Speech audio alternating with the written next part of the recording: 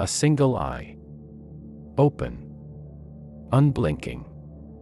Suspended inside a triangle above an unfinished pyramid, radiating beams of light into a void that has no edge. You have seen this image thousands of times. On currency you handle every day. On album covers, architecture, tattoos, and the crests of institutions that shape the world you live in. You passed it without thinking. That was by design. Because the question is not whether you have seen the all-seeing eye. The question is whether you have ever truly looked at it and understood what it was looking back at. The symbol did not begin on a dollar bill. It did not begin in a Masonic lodge. And it did not begin as a warning. It began as an answer to the oldest terror in human consciousness, the fear that the universe is indifferent. That nothing watches. That the cosmos has no witness, no intelligence, no memory of what you have done, or what was done to you. The eye was humanity's first argument against the void. But somewhere between that origin and the present moment, the argument changed. And what it became is something far stranger, far older, and far more personal than any conspiracy theory has ever dared to suggest. Ancient Egypt did not call it the all-seeing eye. They called it the Wedjat, the Eye of Horus. A symbol born from a specific myth, the battle between Horus and Set, in which Horus lost his left eye, only to have it restored by the god Thoth, the divine keeper of cosmic order. The restored eye became more than an organ. It became a unit of measurement. Egyptian mathematicians used the 6 components of the Wedjat to represent fractions adding to 63/64 ths of a whole. 1/64th was always missing. The gap was deliberate. The priests who designed this knew exactly what they were encoding. Wholeness is an approximation. Perfection is not the goal. The missing fraction, the 1/64th, was the space reserved for the divine. For what cannot be known. For what must remain incomplete, if anything is to remain sacred. This symbol traveled through Greece, through the Hermetic traditions of Alexandria, through Neoplatonic philosophy into the Islamic concept of the Ayn, the Arabic word for both eye and essence. By the time it entered Renaissance Europe, the eye above the triangle had accumulated over 3,000 years of layered meaning. But the academic world was not ready for what the mystics were about to do with it. In 1525, the German mystic and polymath Heinrich Cornelius Agrippa published a work called De Occulta Philosophia. In it, he argued that the eye is not a passive organ. It projects. It acts upon what it observes. The gaze, he wrote, is not merely receptive but generative, it participates in the thing it sees. The observer and the observed are not separate. This was not poetry. It was a claim about the nature of reality that would remain philosophically radical for 400 years, until quantum mechanics arrived, and discovered, to the discomfort of everyone involved, that the act of observation collapses probability into actuality. That what is measured cannot be separated from the measurement. That the eye was always already inside the experiment. Agrippa was not a fringe figure.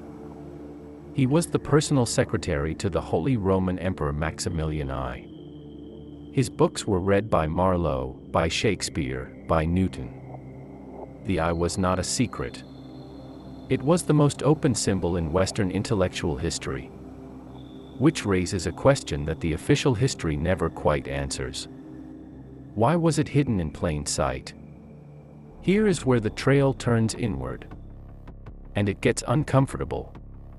Carl Jung spent 40 years studying what he called the self, the organizing principle of the psyche, the pattern beneath the patterns of a human life.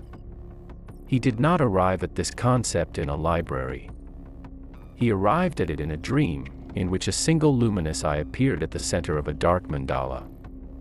He wrote afterward that the eye was not looking outward. It was looking at him from inside the symbol. From inside himself. Jung would later argue that every symbol of divine surveillance throughout human history, every eye of providence, every watching deity, every omniscient God, was a projection outward of something that exists within the structure of consciousness itself. The eye we fear watching us is the eye we cannot bear to turn upon ourselves. This is the inversion the mystics always knew and the theologians carefully avoided. The symbol was never about God watching humanity. It was about the part of you that watches everything you do, and cannot lie about what it sees. You know this watcher. You have felt it every time you acted against your own values and could not fully sleep. Every time you told a story about yourself that was not quite true, and felt the small collapse behind the words. Every time you stood at a choice you knew was wrong, and made it anyway, and something inside recorded the moment with perfect fidelity. That is the eye. Not painted on a pyramid. Not printed on a dollar. Inside you. Watching. And it does not blink. But the symbol has a second level, one that the Hermetic tradition encoded and the modern world has almost entirely forgotten. The eye above the pyramid is not just watching. It is above. Specifically, it is above the incomplete structure beneath it. Alchemical tradition held that the pyramid with the missing capstone represented the great work, the opus magnum, in an unfinished state. The separated eye above it was not the eye of a god observing human failure.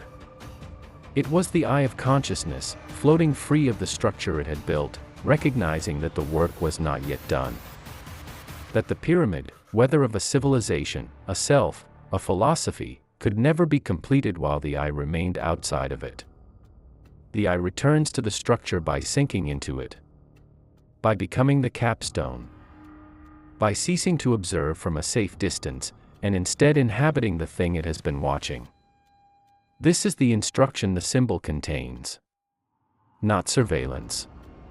Not control. Integration. The Freemasons, who adopted the Eye of Providence in the 18th century, understood this, at least the inner degrees did. Albert Pike, the 19th century jurist who wrote Morals and Dogma, the most comprehensive text on Scottish Rite Masonic philosophy, was explicit. The eye, he wrote, is the symbol of the all-seeing divinity, to whom the darkness and the light are alike. Not external. Not authoritarian. Equal before darkness and light. A witness with no preference. A consciousness that does not flinch.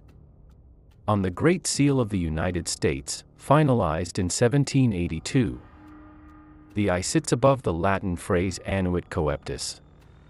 The standard translation is, he has favored our undertakings. But the verb annuit does not mean to favor. It means to nod to acknowledge, to witness. The eye on the founding document of the most powerful nation on earth is not a God granting permission. It is a witness nodding.